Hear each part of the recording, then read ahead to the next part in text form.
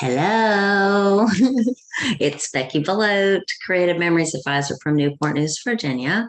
And today I'm going to show you some really super cool ideas and just some technique with a frame punch. This is a snowflake frame punch. We have others. The geometric is one that is a frame punch, and that one is coming back soon. If it's not back already, it's going to come back sometime this year. The arch border punch was a frame punch, and I'm sure there's more, but there's the couple that I can put my sights on right now. But today we're going to focus a little bit on this guy. So first of all, I want you to understand the technique, and then I'm going to show you some different things that you may not have thought of. So let's go ahead and get started. I'm going to go ahead and let you see this direction. Okay, great. So first of all, this guy does just a regular old border. So if you were going to do a regular old border like you would do, you're going to use the same markings that you always use, either this one or this one. I'm right-handed, so this one is really handy to me. My lefties are going to like the other one at the other end. So let me just go ahead and show you quickly how cool this looks. So I'm just gonna, and again, you line up the snowflake so that there's no blue showing. On frame punches, there's always going to be a little blue that shows through right here, and that's okay, because that line is for another skill. So just for a regular old border, you're used to doing, you just line up until you don't see any blue. That little snowflake gets covered up there, and you're going to get a beautiful border. Okay, beautiful, right? Super, super cool. All right. Well, this page that I did features that same exact border, but I did a double row. So if you're going to do a double row like I did on this page, hope you like this, by the way. What you're going to want to do is after you do your border, you're going to want to cut it off at 3 inches. So what I'm doing is lining up the humps of these snowflakes at that 3-inch mark.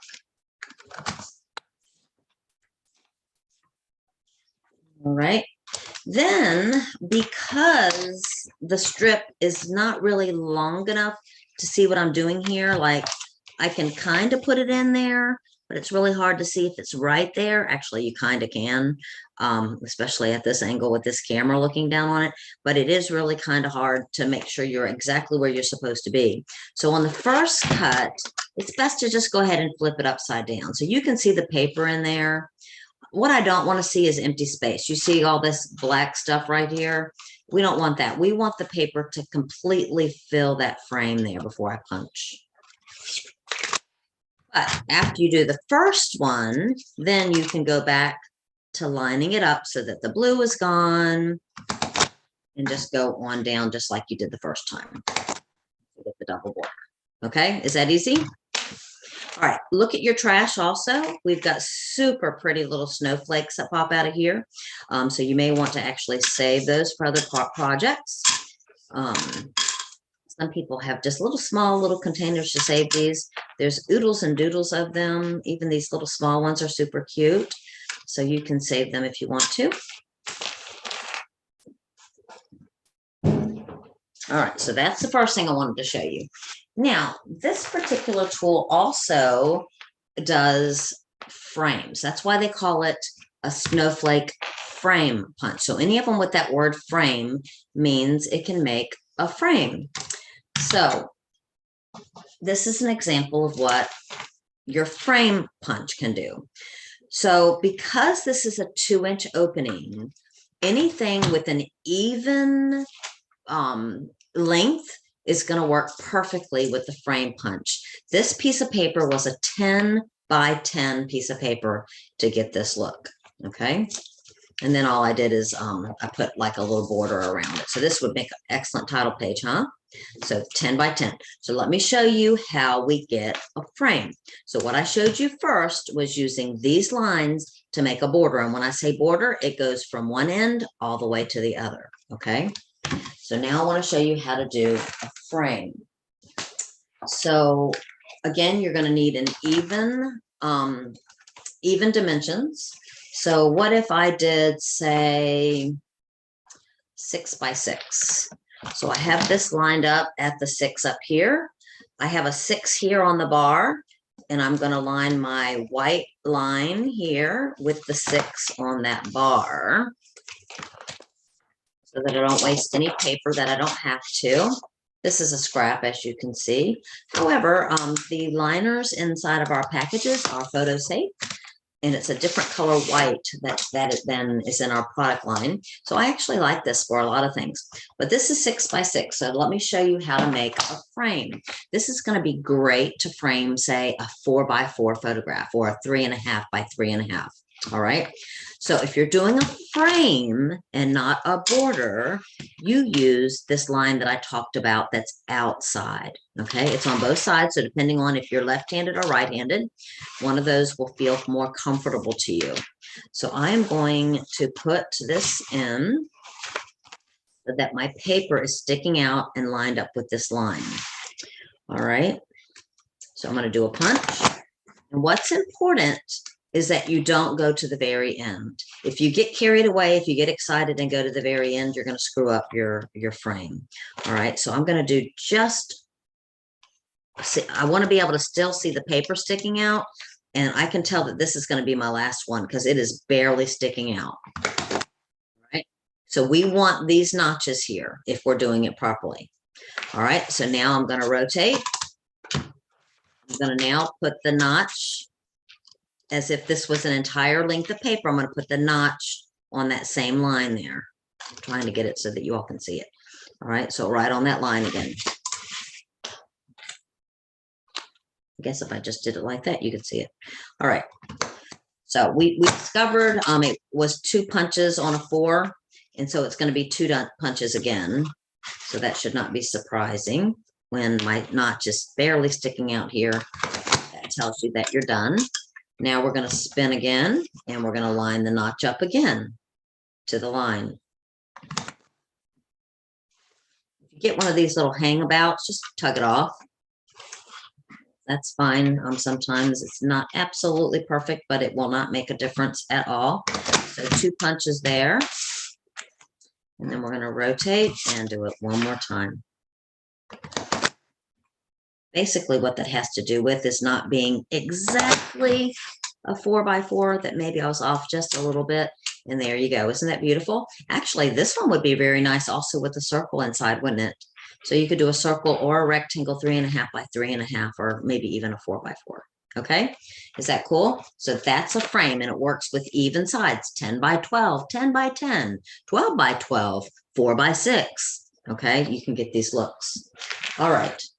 If you, so let me show you a page spread that I made with an 8 by 12. This piece of paper was an 8 by 12, the blue here. And this strip over here was a 2 by 12. All right. So if you just want the ends notched, you need at least 2 inches on this guy. All right. And you just put it in upside down so that you can see what you're doing. Let me do it this way. Make sure the white or the paper is filling that frame completely before you mash. And then you'll get these notches. All right, is that cool? So you could do it on both sides or just one side to get this little like embellishment in the corner. You can see that I placed some of my snowflakes that were trash back in for decoration. Here, there's one there, up there too. All right, is that cool? All right. Another thing that you can do is go around a circle. So on this one, I made a title. Actually, this wasn't a title page. It was a page that I made by using the jumbo circle and going around the piece of paper.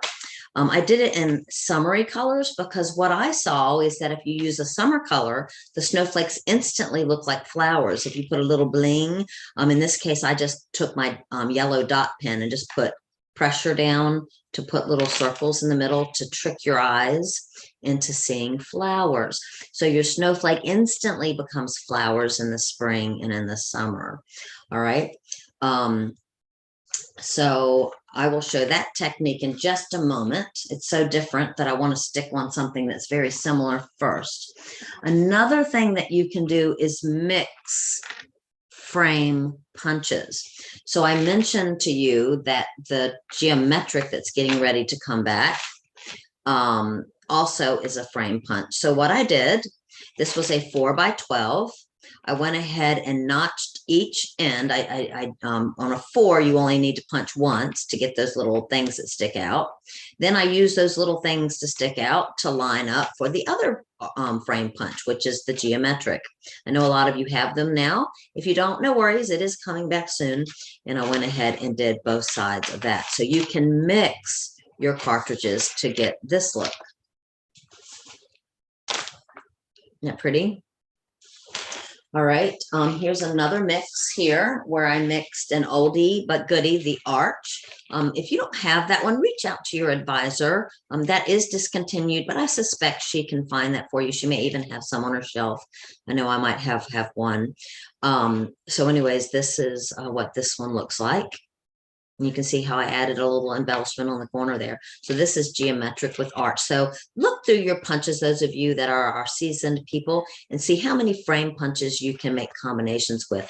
This piece, this was a 4x6 photo. So you need to add 2 inches to each side to get a perfect frame. So I used a 6x8 piece of paper to get this look. All right, so the last skill that I want to show you is how to do this. You've seen this before. I know a lot of advisors have done it. I probably have even showed you this before, but it's been a while and we have a new punch. So what the heck, let's show it again. So what I want to do is kind of center this in my surface the best I can. I used the blue blade on this one.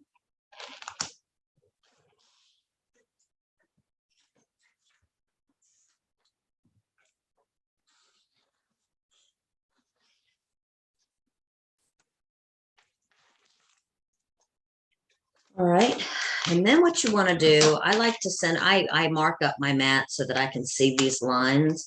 Let me scoot this down for the camera. So I want to keep it in the center of the board, and by center, I want to make sure that in this framed area, I have about the same amount sticking out on all 4 sides. So there, which you can't see, let's do this. A little bit of space there, a little bit of space there, and a little bit of space here. That looks pretty good to me.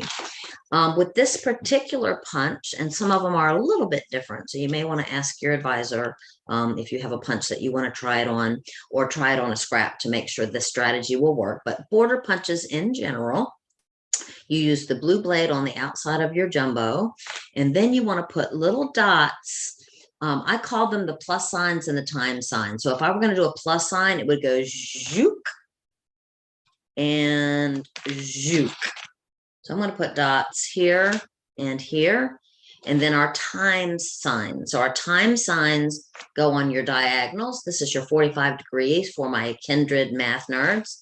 And we're going to put one at the 45, the time signs, juke, juke. So one there, and one here and here.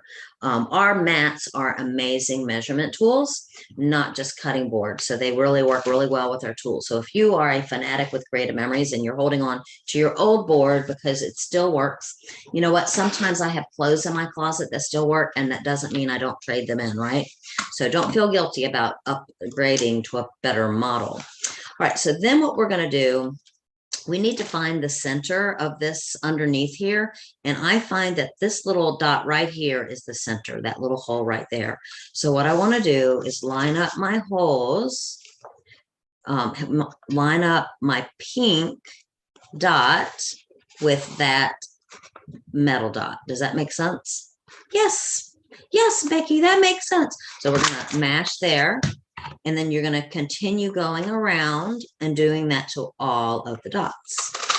When you're done, you're going to see these big gaps, and that doesn't mean you've done something wrong. It just means you have to go around a second time and snip off that.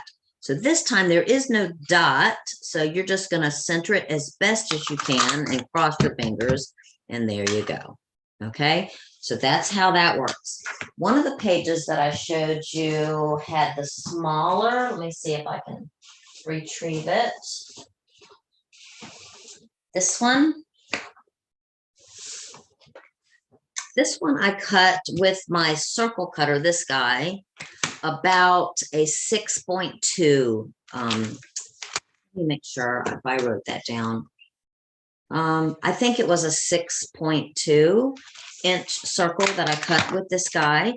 Once I did that, I did the same strategy. I put the circle in the middle. I did my plus sign, my time sign, and then I went around and did the same thing that I just showed you. The only difference between the 12 by 12 circle and the 6 by 2 circle is that you don't have to go a second time with this. All right. And I showed that not too long ago too. So I'm not going to show that this time, but I hope that you like these ideas, and I hope you will try these ideas. And I am super excited that you all are still checking me out. No dogs today. My husband's not feeling good, sad face. His back is bothering him. So if you are the praying type, we would love your prayers. He has had 4 back surgeries in like 2 years. And so he's just not really getting a lot of results. So when that kind of thing happens, it's only God that can help. So if you're a praying type, please pray for him. But the good note about that is he's laying on the couch. And so I have my dogs with him, so they're not barking at the mailman that's out there right now. Ordinarily, it would be a fiasco. So anyways, thank you so much for watching. I appreciate you. Bye.